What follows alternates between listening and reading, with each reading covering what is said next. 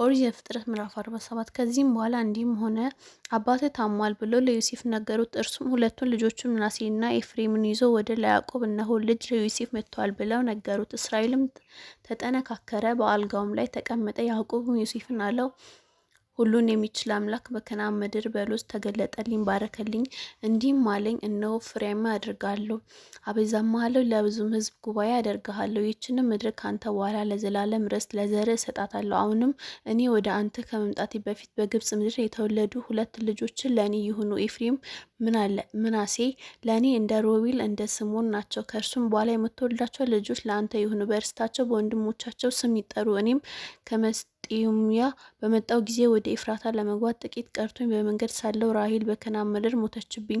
በዚያም በኤፍራታ መንገድ ላይ እርሷ ቤተልሔም ናት ቀርበዋት።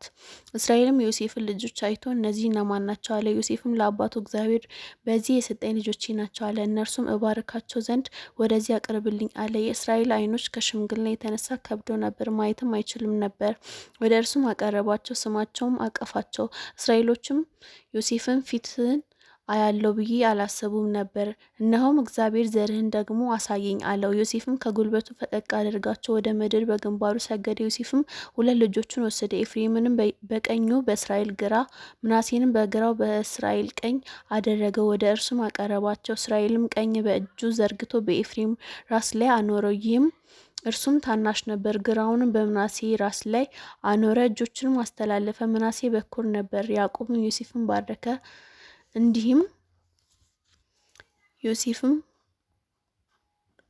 ባረከ እንዲህም አለ፣ አባቶቼ አብርሃምና ይስሐቅ በፊቱ የሄዱለት እርሱ እግዚአብሔር ከታናሽነቴ ጀምሮ እስከ ዛሬ ድረስ እኔን የመገበኝ እግዚአብሔር ከክፉ ነገር ሁሉ ያዳነኝ መልአክ እርሱ እነዚህ ብላቴኖች ይባርክ። ስሜም የአባቶቼ የአብርሃምና የይስሐቅም ስም በእርሱ ይጠራ። በምድር መካከል ይብዙ። ዮሴፍንም አባቱን ቀኝ እጁን በኤፍሬም ራስ ላይ ጭኖ ባየ አሳዘነው። የአባቱንም ልጅ በምናሴ ራስ ላይ ጭን ዘንድ ከኤፍሬም ራስ ላይ አነሳው። ዮሴፍም አባቱን አባቴ ሆይ እንዲህ አይደለም፣ በኩር ይህ ነውን? ቀኝህን በራሴ ላይ አድርግ አለው። አባቱም እምቢ አለ። እንዲህም ሲል አወቁ፣ ልጄ ሆይ አወቁ፣ ይህ ደግሞ ሕዝብ ይሆናል፣ ታላቅም ይሆናል። ነገር ግን ታናሽ ወንድሙ ከእርሱ ይበልጥ፣ ዘሩንም የአሕዛብ ሙላት ይሆናል። በዚያ ቀን እንዲህም ብሎ ባረካቸው፣ በእናንተ እስራኤል እንዲህም ብሎ ይባርክ፣ እግዚአብሔር እንደ ኤፍሬም እንደ ምናሴ ያድርግ። ኤፍሬምም ከምናሴ በፊት አደረገው።